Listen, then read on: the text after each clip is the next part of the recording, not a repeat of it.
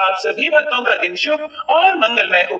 आज चैत्र माह की शुक्ल पक्ष की एकादशी तिथि है, तो आज हम श्रवण करेंगे कामदा एकादशी की संपूर्ण व्रत कथा और साथ ही महाफलदायी 11 स्माने तथा कथा के श्रवण करने मात्र से मनुष्य के समस्त पाप कर्मों का नाश हो जाता है, सुख समृद्धि और मोक्ष की प्राप्ति होती है, ऐसा स्वयं भगवान श्री कृष्ण कहते हैं। तो आइए ऐसी पुण्यमयी एकादशी कथा का पूरे भक्ति भाव से रसपान करते हैं।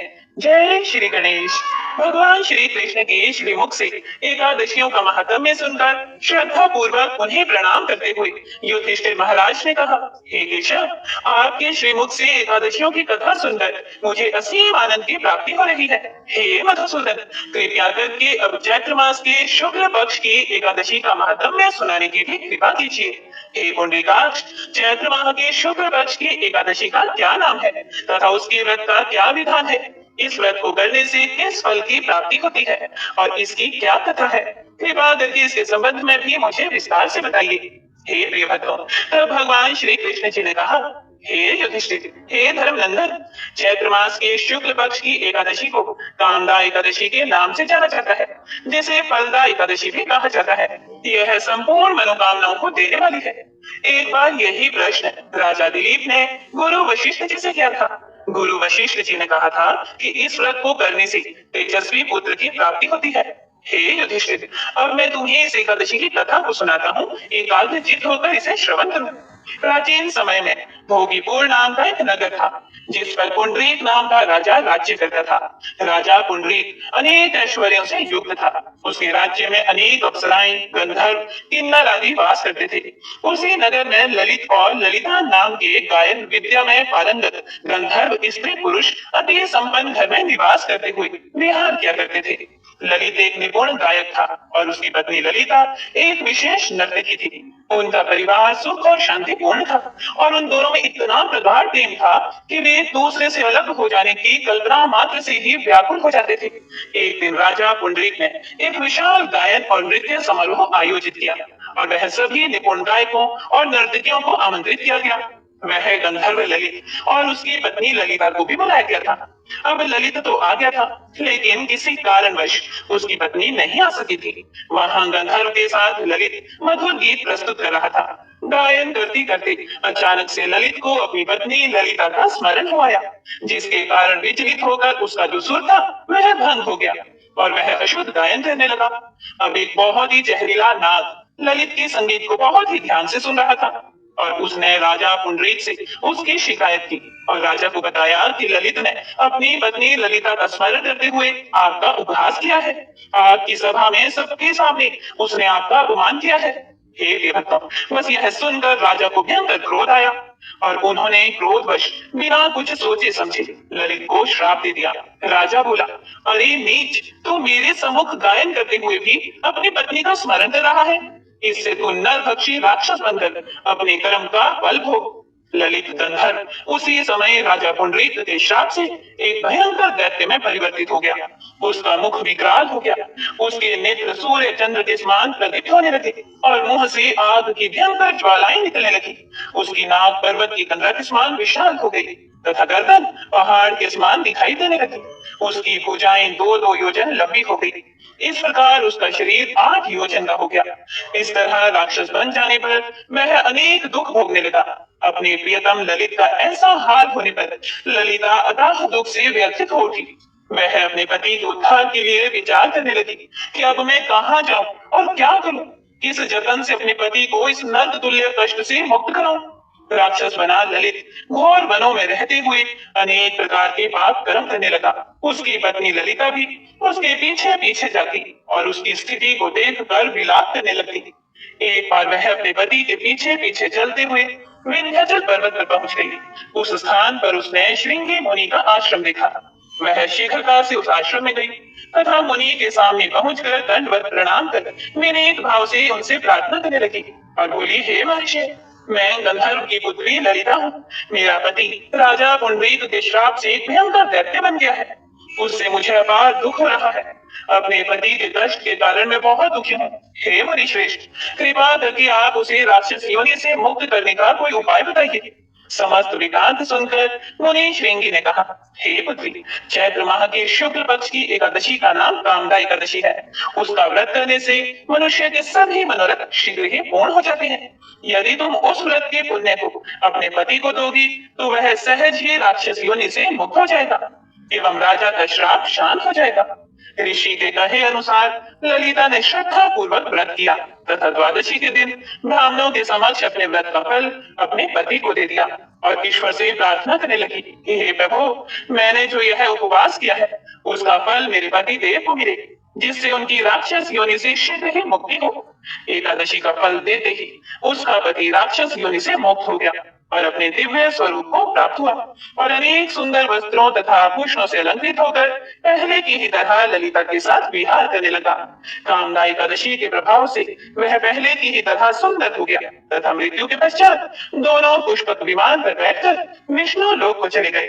हे प्रिय भक्तों, भगवान श्री कृष्ण आगे बोले, हे युधिष्ठिर, इस उपवास को विधान पूर्वक करने से सभी पाप नष्ट हो जाते हैं। इस व्रत के पुण्य से मनुष्य ब्रह्म हत्या आदि के पाप तथा राक्षस आदि योनि से मुक्त हो जाते हैं। संसार में इससे उत्तम दूसरा कोई व्रत नहीं है। इसकी कथा महात्म्य के श्रवण व पठन से अनंत फलों की प्राप्ति होती है। प्राणी अपने सुखों का चिंतन करे, यह बुरा नहीं है, किंतु समय असमय ऐसा चिंतन प्राणी को उसके दायित्वों से विमुख कर देता है, जिससे उसे भयंकर कष्ट भोगने पड़ते हैं। परंतु भगवान श्री हरि की अनुकंपा का कोई अंत नहीं है। भगवान श्री लक्ष्मी नारायण जी बड़े से बड़ा पाप भी क्षमा कर देते हैं। हे प्रिय भक्तों, तो सभी एक बार प्रेम से बोलिए, लक्ष्मी नारायण भगवान की जय। बोलिए एकादशी माता की जय। हे प्रिय भक्तों, आइए अब मनोकामनाओं की पूर्ति करने वाली बड़ी ही सुंदर कथा को सुनते हैं। इस कथा को पूरा अवश्य सुनिएगा। एक बार माता लक्ष्मी भगवान विष्णु जी से पूछती हैं कि हे स्वामी, तुलसी के पास दीपक जलाने का क्या महत्व है और रोज शाम को तुलसी के पास दीपक क्यों जलाया जाता है? इससे मनुष्य को कौन सा फल प्राप्त होता है? तुलसी के पास दीपक जलाने की विधि क्या है तथा दीपक जलाते समय कौन से मंत्र का उच्चारण करना चाहिए?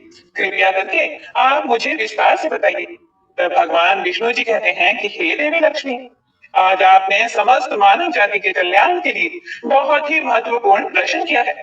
आपके इस प्रश्न का उत्तर देने से पहले मैं आपको एक प्राचीन कथा सुनाता हूँ, जिससे आपको सभी प्रश्नों के उत्तर मिल जाएंगे। इसीलिए आप इस कथा को ध्यान पूर्वक सुनिए। इस कथा को ध्यान से पूरा सुनने मात्र से ही मनुष्य को 100 वर्षों तक तुलसी के पास दीपक जलाने का पुण्य फल प्राप्त होता है। फिर माता लक्ष्मी कहती हैं, हे स्वामी, मैं इस कथा को सुनने के लिए उत्सुक हूँ। कृपया आप इस कथा को सुनाना प्रारंभ कीजिए। हे प्रिय भक्तों, तब भगवान विष्णु माता लक्ष्मी को वह कथा सुनाने लगते हैं। तब भगवान विष्णु माता लक्ष्मी को वह कथा सुनाने लगते हैं। हे देवी लक्ष्मी, पूर्व काल की बात है। दक्षिण दिशा में तुंगभद्रा नाम की एक बहुत बड़ी नदी है। इस नदी के किनारे पर हरिहर नाम का एक अत्यंत सुंदर नगर बसा हुआ था। उसी नगर में काशी नाम के एक ब्राह्मण निवास करते थे। वे अत्यंत गुणवान, चरित्रवान, धर्म कार्य करने वाले तथा वेदों के मार्ग पर चलने वाले थे। उन्होंने समस्त शास्त्र का अध्ययन किया हुआ था। उस ब्राह्मण की एक पत्नी थी, जिसे लोग दुराचारिणी कहकर पुकारते थे, क्योंकि उसके कर्म ही उसके नाम के अनुसार थे। वह सदैव ही अपने पति को अपमानित करती रहती थी।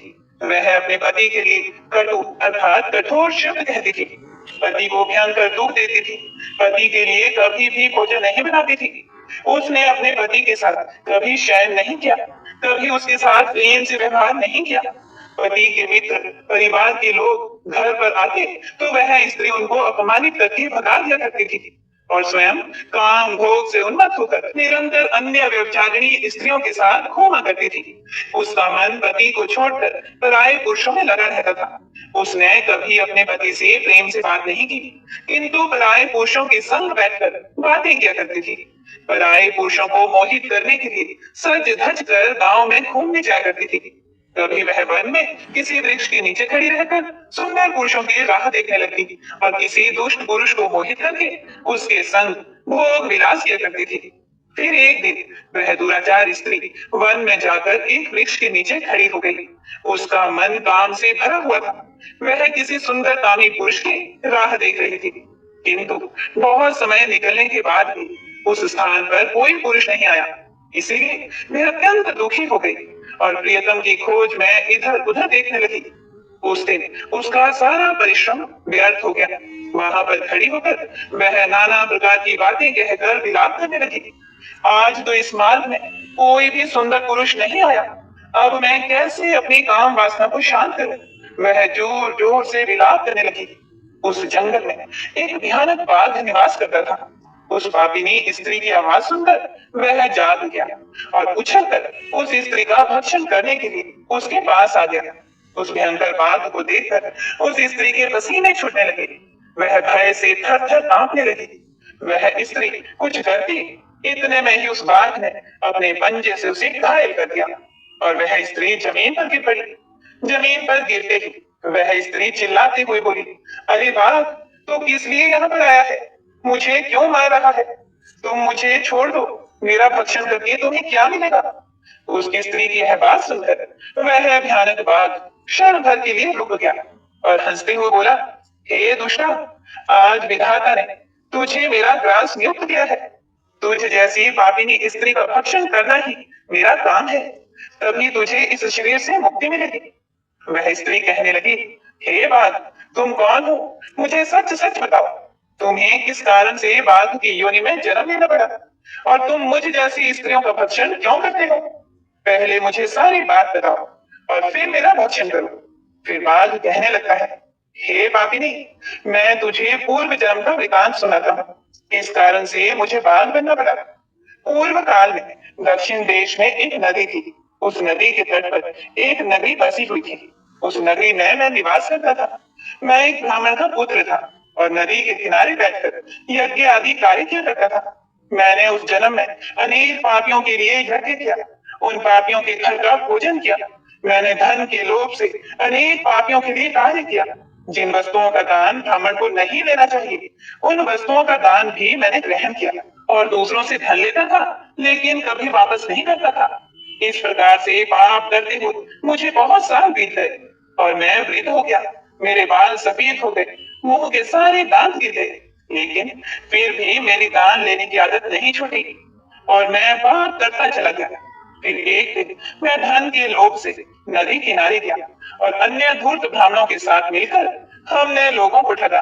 झूठ मंत्र वचन बोलकर हमने बिना विधि विधान किए ही देवी देवताओं का पूजन किया और बहुत सारा धन दान में ले लिया।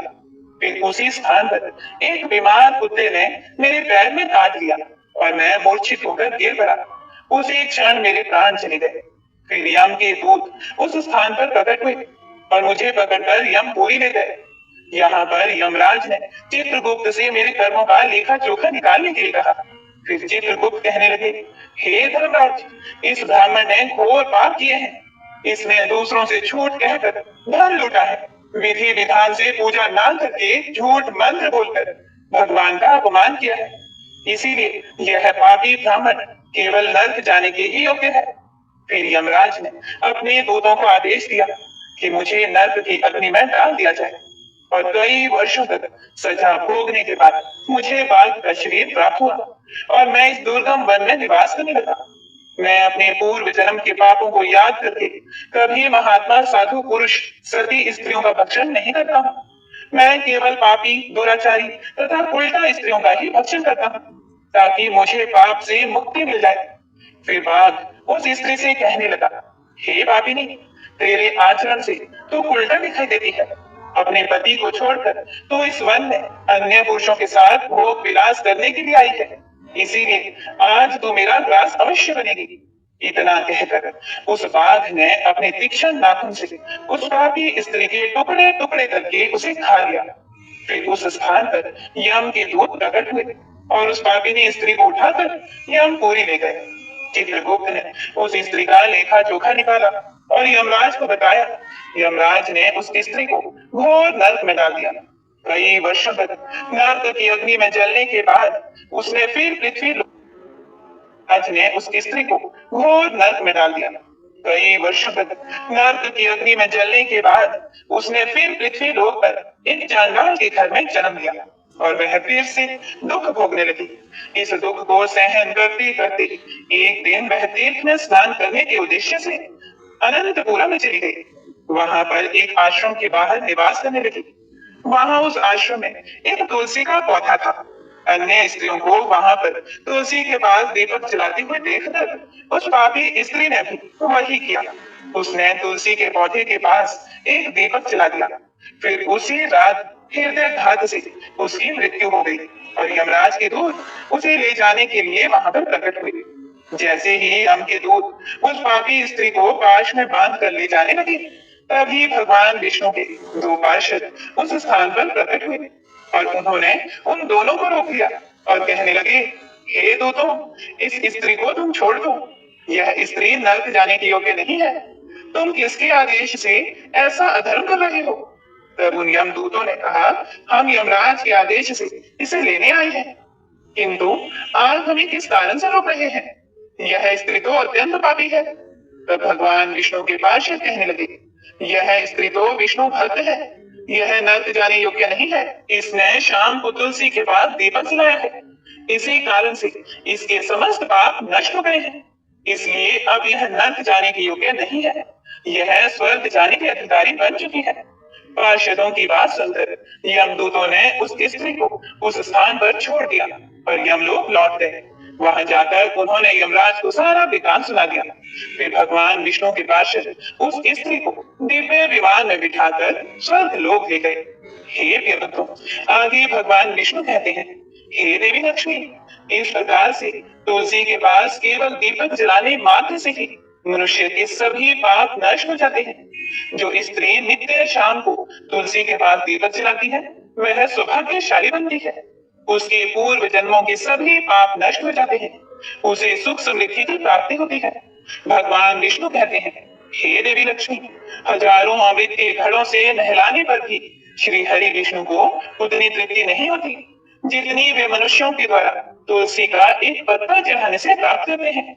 10,000 गौदान से मानव जो फल प्राप्त करता है, लेता है, जो मृत्यु के समय अपने मुख में तुलसी पत्र का जल पा लेता है, वह संपूर्ण पापों से मुक्त होकर भगवान श्री हरि विष्णु के धाम में जाता है। हिंदू धर्म में तुलसी के पौधे का महत्व सबसे अधिक है। इसकी सबसे पहले पूजा भगवान विष्णु जी ने की थी।